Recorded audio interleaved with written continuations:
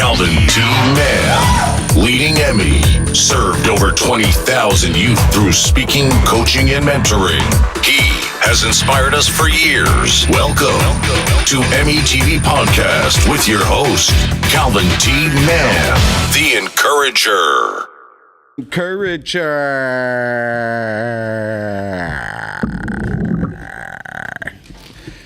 Well, what's up? It's Monday afternoon. I see we all, the monitors are acting crazy. Yeah. And so we are live here today in the lab. Oh, look at that boy. You better get your Emmy on. Because the country is, you don't want to be left behind on these power moves. Okay. Y'all, all right. Hey, what's up? How you doing, Moni? Okay. Good. Stranger.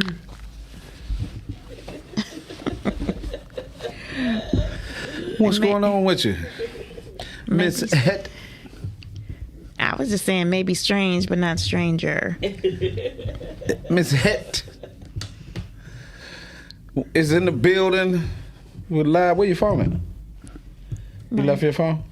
No, it's in the chair. Okay, but get your phone and go to Podcastic and share it. Go ahead. It's okay. It ain't gonna hurt you. Podcastic and share My phone on the charger. We need you to share. Oh. Yeah. So what's happening? So we're doing some back to school tips today. First of all, shout out to Michelle Davis, becoming the principal at Aerospace. Davidson Aerospace on the east side. Them kids are in great hands. I've been over there, seen how she keeps everything. That's awesome. Awesome atmosphere. And oh no, you're on the wrong one. Oh well. It's okay. You're right. It's all right. I got you. It's so nice to have somebody that's a techie. And you know more about technology than I do. I know very little.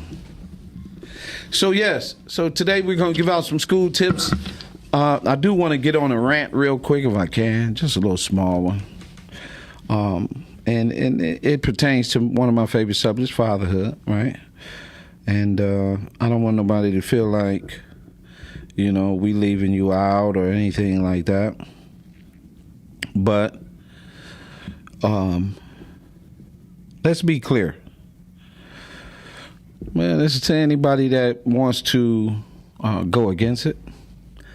Male, female, whatever, don't matter. Fatherhood is an essential component to the success of the child. I'm going to say it again. So before you throw in all your broken situations, I'm going to say it again. Healthy fatherhood is an essential component to the child from head to toe. Right? From head to toe. So let's be clear that you in this phone. Yes. I touched something and I changed something. Right. Let's be clear that if not for my seed, you can't incubate. So let's be realistic here. We need both. Kids need both parents, but they most definitely need that daddy. And everything comes out on that having a healthy fatherhood input and understanding. The other piece, and then I'm going to move on, Heather. The other piece is we have to understand culturally, right? Whatever you want to call us, because we got a million names due to racism. So we done changed our names 100 times. Indigenous, black, Negro, all kinds, right? So let's be clear. That boy that you are raising, where you think is cute that he's manipulating you at the age of 2, becomes that man at 30 who has mastered manipulating women from the womb, becomes that man that you don't like. I think I can be clear. I think we can be clear. That 2-year-old boy that you say he don't need his father, that is being raised, that manipulates you, he most definitely, if you got a 2-year-old son and you by yourself, mom, he's manipulating you. And he's working diligently, and it shapes his personality. With that being said, we're going to move on to school and student facts. Tips. Well, good day, good people. I'm so happy to be here on this episode of EMIY podcast. Put your family first, and that is exactly what we want everyone who can hear us to do. And so it is what we do personally. It is what we do in our community work. We have to restore families. If we want to see success in the near future, we have to be able to cultivate our families. And in our cultivating our families, that means we have to care for our children in new ways than we have recently. We have to care for each other in different ways than we have as of recently. And so that means that we need some new tools, we need some new perspective, and we need some different types of reality checks. And so some of the work that we are doing is because we have had those reality checks, and we understand that this is a sense of urgency. So we have covered podcasts to get the information out. We have social media posts to get the information out. We have billboards to get the information out. We have a mobile mentoring bus to get the information out. We have flyers that get the information out. We go to events to get the information out. We have programming in school, out of school, in community, outreach, in reach to get this information out. There is a sense of urgency for our families and for our children. And if we don't have a sense of urgency about what we're doing and what we're saying, we're sitting on the sidelines watching. We're watching it on TV. We're watching it on social media. We have to do something now. It is not a next semester issue. It is not an after Christmas issue. It is not after Labor Day issue. It is a right now issue. And each one of us has to do our part to make sure and to ensure the safety of our children and the quality of our family life. Because without those things, our survival rate by day is decreasing. Let me repeat that. Oh! Our survival rate as a community, as a family, as an individual is decreasing by the day. And so if it hasn't come to your doorstep yet, the crisis is going to come to your doorstep. Wow. And so there is no when or if. There is a now. And if we don't do it now, it's going to continue to roll through our families, roll through us as individuals, and roll through our children. And we cannot afford to have that happen. And each one of us is that bump, those speed bumps they put across the city to keep people from flying down city streets. Those same speed bumps, you are that speed bump. We can slow this to a stop, and we must do it now. So this particular session. Hold on. Wait a minute. What's got number under your skirt besides me? And there is a sense of urgency. And I think, I watched a social media video about a tornado hitting a community and what that tornado looked like. And somebody is actually filming. So, they're in distance enough where they can still film, but they're in danger as well. So that's somebody who's standing on the sidelines watching it happen, videotaping the action, right? Mm-hmm. So that is the mindset we have to shift. You cannot stand with your video camera and your cell phone recording the events. You have to be a part of the deterrent of that event. Mm-hmm. We have to get out of that mindset. And the more I see that, the weather is telling us that we are on a timeline. We are looking for the warning signs. We're listening for the sirens. Those sirens are going off. Those warning signs are going off. Extreme heat, extreme cold, extreme water, extreme winds. These are signs that the earth says that this is a sense of urgency. And if we don't get it together, we were blaming DTE for the power outage. No. These are urgencies. These are urgencies. These are crises that is trying to point us back to us. We think it's DTE. It's not DTE. Nature, God, the universe is telling us to pull it together. I mean, what other signs do we need? Our children are dying. Our men are dying. Our women are being lost and confused and taken and disappearing. Trafficking. Come on now. How many more signs do we need that we have over 40,000 girls that are missing? How many more signs do we need? It's just a sense of urgency. And I don't think that we're really acting as if it's a sense of urgency. Hey! Good googly goo. Keep talking, baby. So I want to talk about back to school tips for families. But of course, I still want to frame that as we always do. We're not talking about judgment here. We're talking about action. And so there are some things that we need to do differently, and we must declare, because a lot of students started school today. We have to declare that things are going to be different for them. We have to declare that parents are going to be more involved in schools in a positive way, not getting your children tossed out of school because we're going into the school smelling like marijuana, therefore having our children smell like marijuana when they're getting out of the car. Come on, parents. Come on, parents. It matters. It matters. And it is our business. It's everybody's business that is affected by your behavior, your choices, by my behavior, my choices. So we have to pull it together. And what I mean by that is, one, we need to come together with an understanding of what are going to be our social expectations. We have to set a level of expectations for each other and for ourselves. And we have to agree, this is a social agreement. We have to agree that we're going to do something different. And we're going to put the interests of our children before our own selfish interests.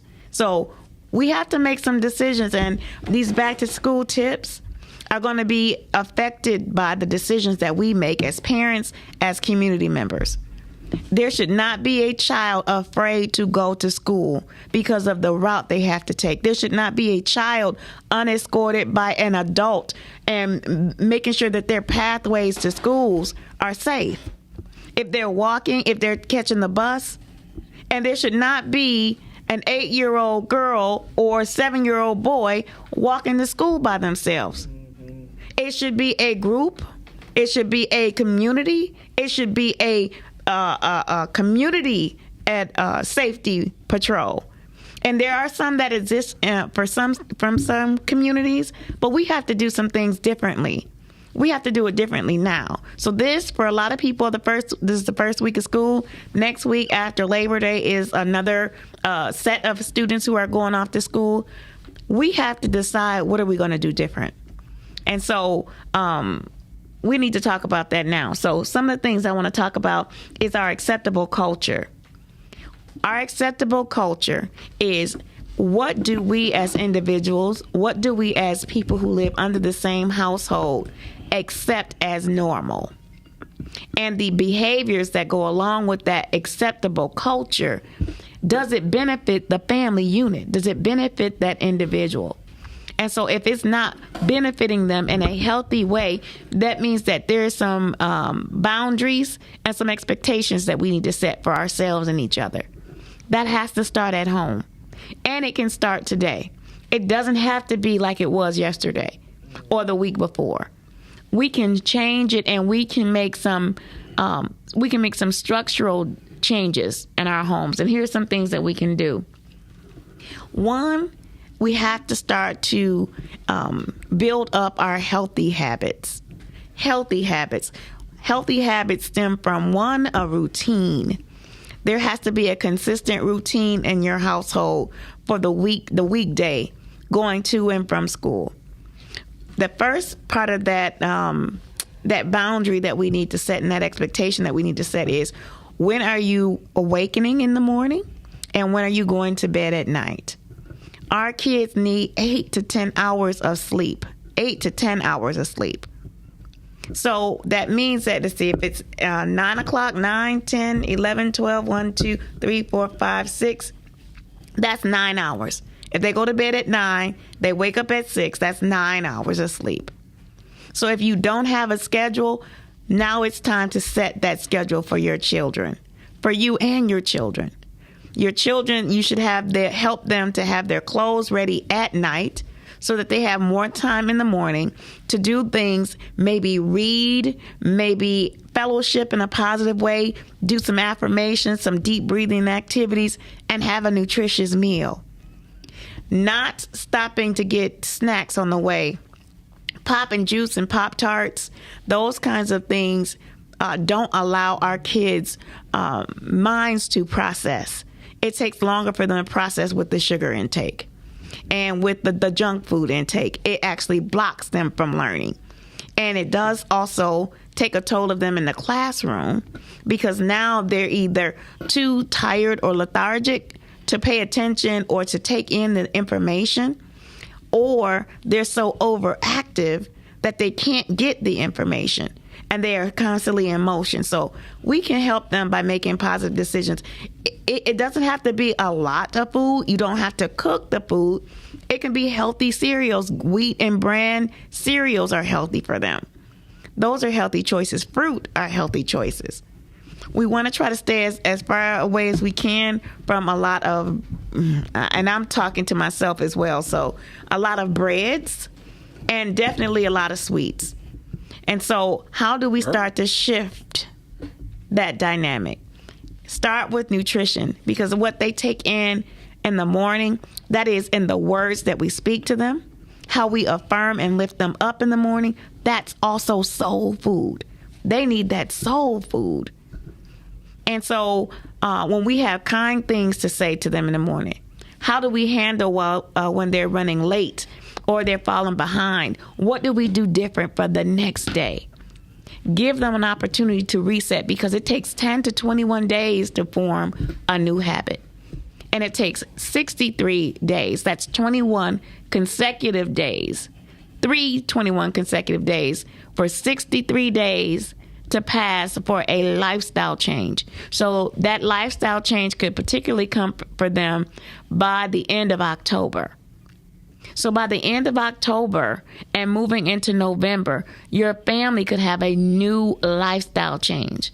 You can make new decisions around how your house operates. And trust me, when you start to put healthier things into your household, healthier people come out of it. And so we need that long-term buy-in for our families and the expectations that we have for one another. How you say what you say is important. That's soul food. That you affirm them, tell them what they do well, not always what they do wrong. These are things that we all need to be better at. But we can start today, because our kids are being harmed by the words that we say and the things that they see us do. And so we have to be mindful that that is part of their stressors. That's part of the things that drive their behavior. That's what drives kids to drink and smoke and vape and all those things, because they're looking for a place to escape. And for mothers who are mothers and grandmothers raising their sons, we have to be mindful. We have to be mindful and not defensive. They need the type of support and the type of discipline and guidance that we are not equipped to give. And so in those spaces where you don't have that, that is where you go into your community to seek that resource out. Seek it out. Seek out those mentors. Get your sons involved, not in video games, not in what they're doing behind the door, not in what they're doing on screen time. We have to help them to get out of that escapism and put that creative energy and that brilliance to work. They have brilliant minds and brilliant hands, and we need to help cultivate that. And we're not doing that when we put them in front of a video game, as opposed to in front of a toolbox or in front of something that can stimulate their minds as well as their hands. So those are just a few things that to just start this conversation. We have some other things that we're going to talk about, like socialization. I'm going to pause for a moment, like Alvin say something, because he just got really quiet. No, I was just enjoying your presentation, right? And let me see if I was enjoying your presentation. It's feisty. You a little feisty today, and I understand, because it's a sense of urgency. It's a sense of urgency. It's a sense of urgency. It just, I woke up this morning with it, and I woke up thinking, what is my part, and what can I do better? One, to take care of myself better, so I'm a better person to be able to go out into the world. And then secondly, as I'm out in the world, what am I doing to contribute to the solution and not be part of the problem?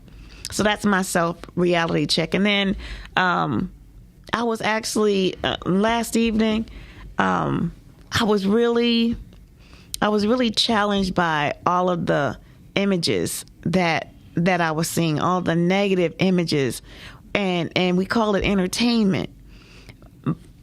But I think what we don't understand about the term entertainment is it just means what you're holding in between your mind. So those thoughts, those images, and because I don't watch it, I don't watch those kinds of things, it set this sense of negativity in me, and this sense of hopelessness, and it kind of wore on those things that you're afraid to see for others, afraid for our children. It was just too much, and now. Not only is it too much to see it that way, but we call it entertainment, so that when it's happening in real life, it looks like it's entertainment. And that is very disturbing to me. That's very disturbing to me. But we're creating in our homes and in our safe, what should be safe places, this acceptable culture based on what we're considering entertainment. Because once we see it on the outside of the TV screen, the first thing that everybody does is pull up your cell phone and record it. But you're recording it for entertainment value, and you're sending it to your friends, and you're posting those things, somebody else's tragedy. And we're looking at it like it's entertainment. Like, did you see what happened? It's just been disturbing to me. And I know that part of our challenge is rooted in our acceptable culture. So these are things that we're accepting. The things that we see, we accept those things. Well, we actually, you got to understand that not knowing who you are plays a part in what you say. Not knowing who you are also extends to the environment where everyone else is. It's the same as music. When you hear negative music, you either gonna cut it off, turn the channel, or go in another room. Right? But in the environments, I see the adults rocking to it. I guess I'm supposed to rock to it. Right? But then I'm listening to the words while the adult is saying we're listening to the beat. We don't pay that music no attention. Well, those words are going into an innocent mind. And we give our children. I saw a kid today who was not even a senior, and he had tattoos up and down his body. Now, this ain't the first time I saw this. But I'm saying he's not even 18. And he's been allowed to tat up his body. Now, of course, I kind of know exactly the parenting and the parents that are involved with this young man. Now, this is under a simple assessment. First of all, that is acceptance. He gets to do what he wants to do. That's a problem. Because when he gets out into this world, he's not armed with the proper information, laws, or anything else. And he thinks because the people in his home allowed him to do what he wants to do, that he's able to go out here and do what he wants to do. And that's where the parents have failed him. It's not about the tattoos. It's about the fact that you were allowed to get the tattoos. Many years ago when we had the boys on the east side at Finney High School, it was their last year at Finney, right? We brought in managers. The manager said, you're talking a sense of urgency, right, Heather? So the managers come in from these different businesses, and they stood up and was talking to all the kids. And so the kids started asking them, how do y'all feel about tattoos? And the manager from Best Buy stood up and he said this. Never forget it. He said, our clientele is going to walk in to the building. When the clientele walks into the building, they're going to see you. And when they see you, you are going to remind them of every news channel or negative image that they have of black people. And he said, including black people. He said, so you're not even out of high school, son. You got tattoos on your neck. Tattoos on your neck is kind of, representative of prison, things like that. He said, so I'm giving you an overview. It's very hard for me to hire you and then put you out front. Right? I might be able to hire you and put you in the back, but you can never come to the front because now you're messing with the church's money. You're messing with the company's money, and that's not what they want. So that's another situation where another parent let another child, particularly a boy, do what he wants to do. Now, here's another tip for your back to school, right? Because you guys, we're talking back to school, and I'm on my son's head about how much did he do this summer to prepare himself for his junior year. Now, I've been at this a long time. Normally, you're preparing yourself for your junior year because it's going to be heavy. It's going to be very, very heavy, right? And so what happens, again, is across the board, here's this young man who has these tattoos, that's unprepared for school, right? He's already behind. So when he sits in class, he's going to sit in class, he's already behind. Now you throw in the other elements. If you got the weed in the car, if you got the turn up at the crib, if you had no disregard, let's throw in abuse. Let's say he's got abusive parents. Let's say he's watching domestic violence. Right? Let's say he's hungry. Poverty. Right? Let's say you go to work and he has to contribute to the family. But he's not prepared to go get what he mainly needs. And so he falls behind. So when you look at these things, these dynamics, this information about education, right? We love to pull the racism, right? We're going to pull the racism right out. Let's go. Racism. We're going to pull it out, right? We love to pull racism out unprepared. If you're prepared, you can handle and talk and go through whatever you got to go through with that racism. But if you're unprepared to take on racism, that's an even worse task. So we like to bring it out, but are you prepared to have the conversation where you're not dependent, right? Because these are conversations we have to have, right? Because again, when you look at the numbers, when you look at the statistics, here's another great tip for you parents, and I'm gonna hand it back over to Heather, but here's another great tip for you, and I always share this one.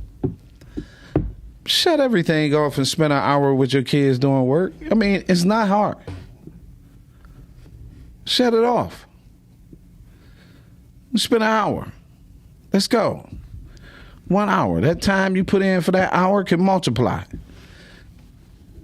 And so thank you for bringing that up, too, because one of the suggestions, recommendations, ideas for our acceptable culture is to create your family time or your family day. In our household, we have a family day, and that day is typically Wednesday. after 6 o'clock, that is our family time. So that means that whatever we're doing for dinner, whatever we're doing in terms of work assignments, our work, homework, all of that goes Games, together. where I usually win. Right. We do a lot of games, a lot of mind games, a lot of laughing, because during the course of the day, during the course of the week, we're trying to I'm trying to build a young man. He's trying to raise a young man, and so there's a lot of correcting that goes on in our household for our young son, and to get him ready to be able to take the instruction and internalize it so that he can more naturally engage in the things of responsibilities that young men need to have. So one of the things that we need to do, because this is an important piece of our acceptable culture, is the behavior and the patterns and the habits that we set as parents and how we extend that to our children. And I'm just going to give you this quick tip, that there is a program called Strengthening Families, and a couple of different organizations around the city is offering that to parents.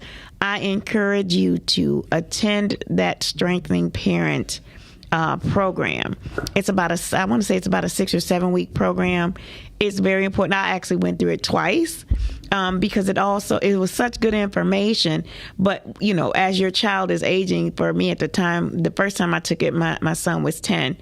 And then the second time I took it, he was 13. There was a drastic difference in how I was processing that information and how I was seeing how some of the tools that they were offering was helpful. So if you have parenting classes, if you're in a school system that offers parent classes, parent support resources, take advantage of those resources, because remember, we're trying to change the dynamic of our households and our families for the betterment of our children. So we have to change. That means we have to take in new information. So that acceptable culture is how we shape that, and having new tools and information about what we want to see happen in our households and with our children is really important. So taking your family day and family time is one tip.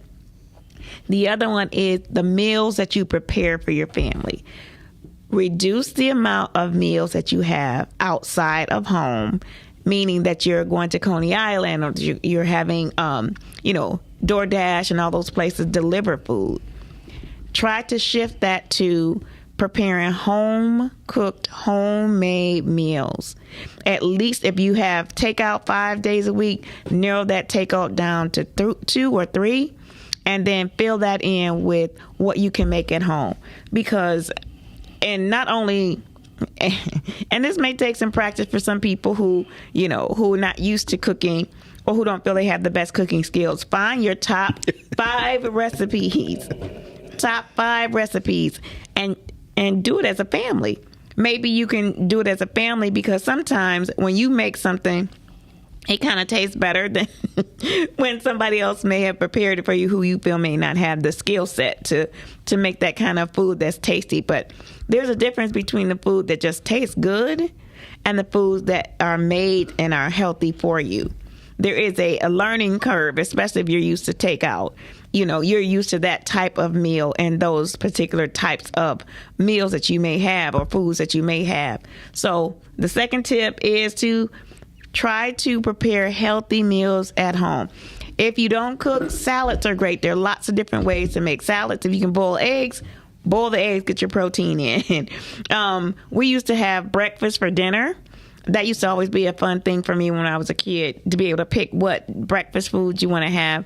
You can still have a dinner that's breakfast food. And that's another option that you have in terms of your meal selections as a family.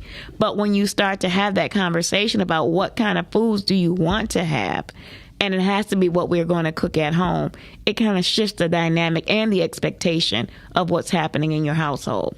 But it brings people together. We come together around food. That's part of our culture, is that fellowship around food. That's why, at repast, there's food. At meetings, there's food. There's always food around fellowship. And so that's another way to, part of our acceptable culture that we can use. The other thing that I mentioned first was about parents' habits and expectations. If you happen to be a person that, is engaging in marijuana smoking, some of your habits may need to be adjusted for the benefit of your children. One, that it should not be done in the house. Maybe you go on the back, near the back fence. Maybe you do it somewhere else and not in your car. Your car and your home are the worst places that you should be smoking marijuana. You can do that outside, because the more exposure that environment, that your child has in that environment over time, the more contact they get. But it's also in their system. It's in their clothes. It's in their hair. So even if they have to do drug testing for a job, or maybe you have to do drug testing for a job, and this is real. I just had a friend recently lose a contract because part of their requirement was that she had to take a drug test, and the company found marijuana in her system.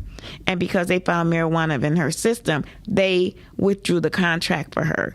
And so it's a real issue, because you think it's okay and because you think it's legal. Corporations and companies don't necessarily have the same.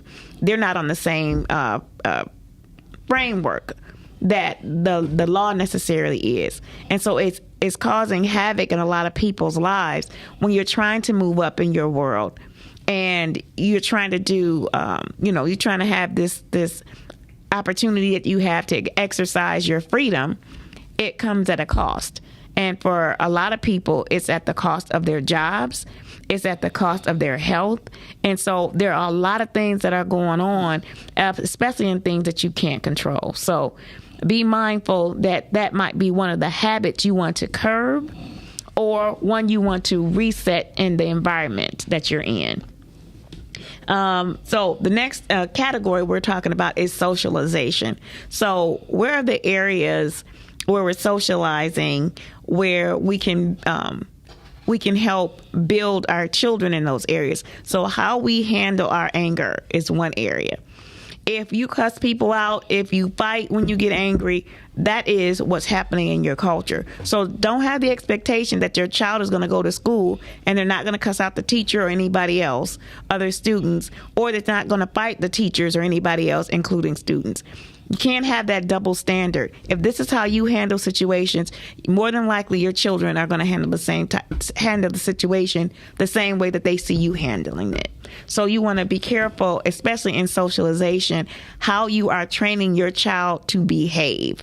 So if they're allowed to be disrespectful or talk back to other people, and whether it's an adult or not, that's where a lot of fights happen, because people exchange words, and often harmful words, talking about people and insulting people and talking about, those kinds of things. They incite other people. And I talk about this all the time, that, people are often on edge. And when you're in traffic, or you're at a stoplight and somebody is not moving because maybe they're on their cell phone or distracted, and you lean on your horn or you ride the back bumper of somebody, these are social behaviors that need to also be curbed and checked, because it incites, our actions often incite other people to violence and other people to anger. We can stir other people like that. And that's not the result we have to take, or the steps we have to take, or the results we need to expect. So if we handle things better, not in anger, using courtesy, good manners, if you do that, it does make a difference. Oh, I thought you put your hand over there to stop me from talking. See, I'm so well trained. You're well behaved. You're So no, I agree with you. I think that the really the next tip, hopefully this is on your in socializing, you on mental health, but the tip with socializing is having a circle of people who holds you to a standard that forces you to hold your children to a standard, which then forces the socialization of your child in a higher level standard where it has been set. If you set it at turn up, that's what they're going to do. If you set it at diploma, that's what they're going to do. If you set it at college, that's what they're going to do, right? So you got to understand the socializing piece and setting it in a way as a parent leading the way, not the child. And I can't say it enough, I'll say it again. Stop letting your sons and your children make adult decisions that the adult is supposed to make just because you don't feel like it. All right. So our next area is the mental health. Now, this is around back to school issues. So I'm going to share with you a survey from Pew Research that these are the top mental health concerns. It's the mental health top list of parental concerns. And so it says a percentage of parents saying that they are worried about each of the following happening to any of their children at some point. The first one is struggling with depression. So 40% of parents feel that their child, or afraid that their child may be struggling with anxiety or depression. 35% of parents feel like their child may be bullied. 28% feel like they may be kidnapped or abducted. 25% feel like they get beat up or attacked.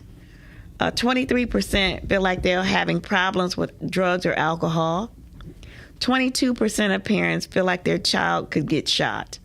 16% feel like they could get pregnant or get someone pregnant as a teenager. And 14% said that they can get in trouble with the police. So these are the concerns that parents have. Yeah.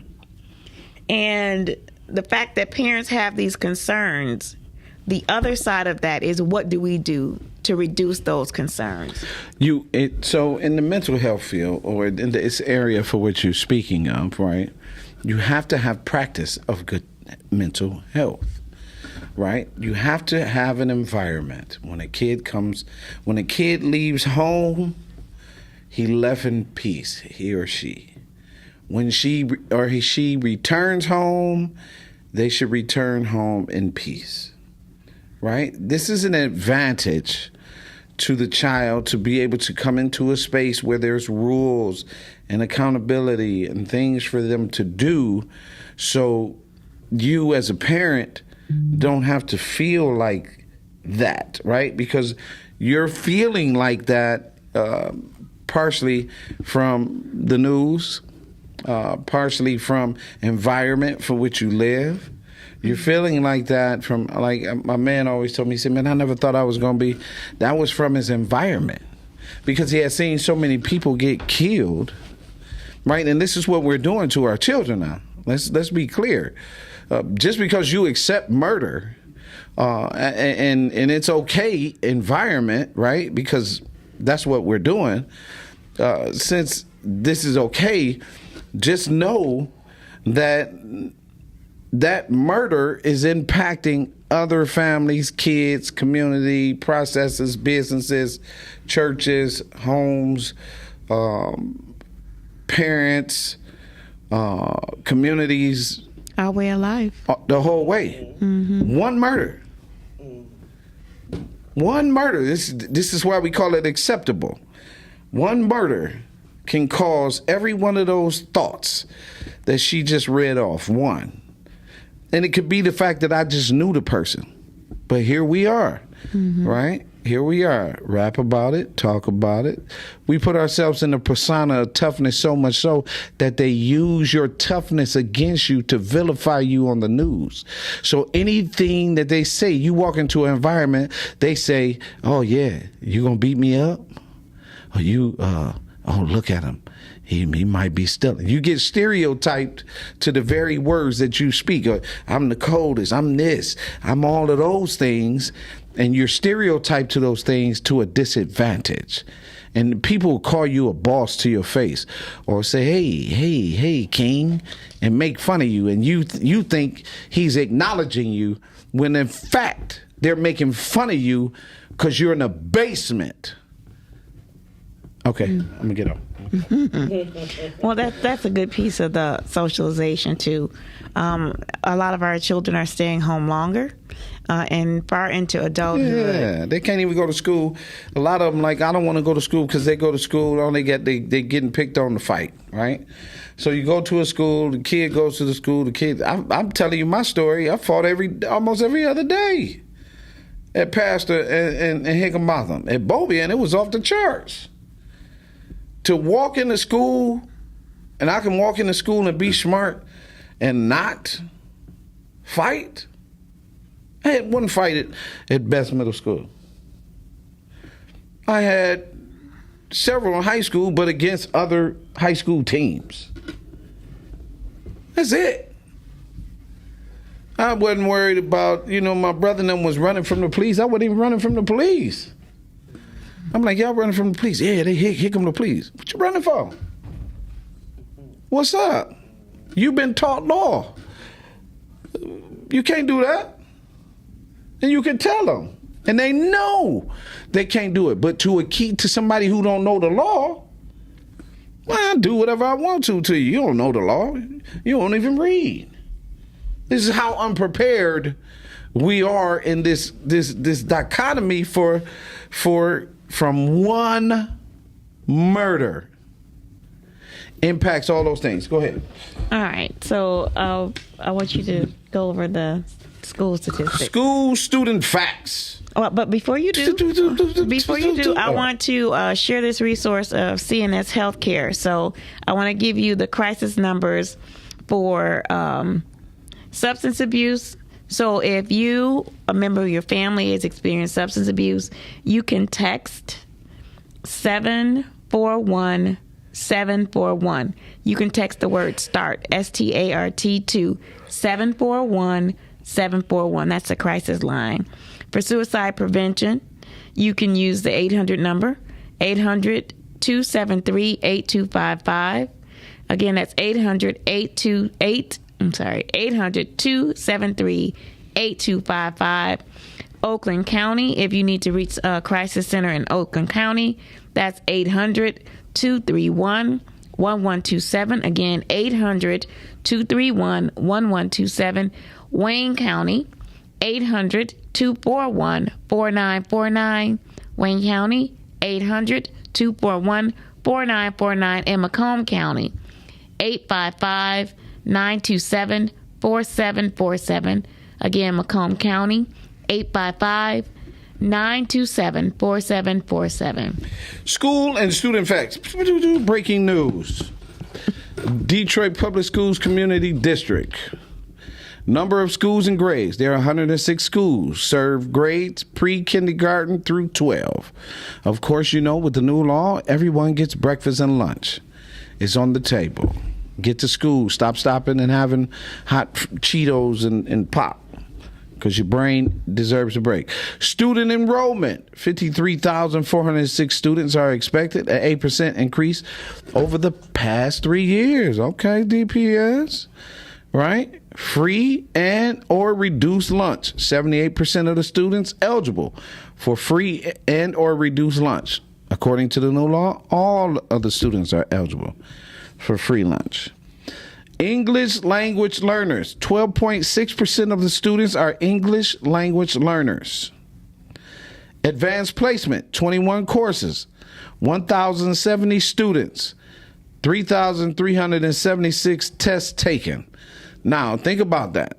It's 53,406 students. Advanced placement only has 1,070 students. Partnerships, 200 plus business, civic, community, and clergy faith-based and clergy faith-based partners. Student ethnicity, African American, Black, Negro, 82%. American Indian, Alaskan Native, 0.1%. Hispanic Latino, 13.6%. White, 2.4%. Multiracial, 0.3%. Asian Pacific, 1.7%. I think that's it. Oh, here we go. Exceptional student education is at 14.7% of students identified as having exceptional needs. Career technical education, 3,151 students, 256 certifications. Employees, 7,116, 3,222 teachers, 100% certified, 50 plus national board certified. Fiscal year budget, 766-666-822. Is that million? That would Your be, numbers are skewed for me. Yeah, these numbers are skewed, right? But it's based, they're saying 76 million, which, I would doubt. I guess. Oh, 766 million. Okay. Yeah. So I want to say, I know we're closing, but I just want to close Come with here, baby. some of the positive daily routines and positive daily habits. We have to encourage our children and ourselves around our personal hygiene. That's Yes, a really Lord. important piece. That's brushing your teeth, washing your face, washing your body, using deodorant. That is washing and combing your hair. Wash, comb, cut your hair. I know that with our young ladies, a lot of them like to have the weave or wigs or different ways that they use their hair. Make sure you're washing and caring for your hair up under that hair, because one of the epidemics that we have happening is a result of not only the what do you call it? Not fabricated, but the type of synthetic is what I'm trying to say. The synthetic products that you're using in your hair, they also cause it's a what's that condition in your hair that you use the dandruff shampoo for? Head and Shoulders. Yeah, what is it's a condition though that psoriasis. It really gets bad, especially for those who frequent those types of supplements to enhance your look. Make sure that you're taking care of it. And the minute you feel scars or bumps or scabs in your hair, on your scalp, you have to do something about that right away. So that might mean shifting the product that you use. Okay, so shifting the product that you use. But take good care of you, because it doesn't get better, and it ultimately will damage your hair and cause baldness and cause some other problems that go along with your ability to process information. So positive daily routine. One is health and hygiene. Okay, celebrate. The time, how much sleep you get a day. That's also a big part. Where can they get you, baby? You can reach out to me by my website at yourinspiredwiththedjourney.com, Your Inspired Journey, or reach out to me by phone at 313-759-7855. That's again 313-759-7855. Well, we come to the close. Of course, It went too fast. that went very fast. As she said, we gave tips, we gave information. She gave some hotline information. She talked about hygiene, right? Parents, it's our job, right? Put your family first. It starts at the head. It's kind of hard for a boy to become a man, to become a husband, become a father, when he's taught tons of things about feelings, how he feels, feel this, feel that. He becomes an emotional man. He becomes a man that damages, right? We have been in this spiral for years, right, where we are out of order. So along comes a mysterious guy named Calvin Man. God taps him on the shoulder and say, you're going to do it differently. So we decided to do it differently. And the results, all my boys, black, white, Arabic, Asian, doesn't matter, are husbands and fathers. Every last one of them.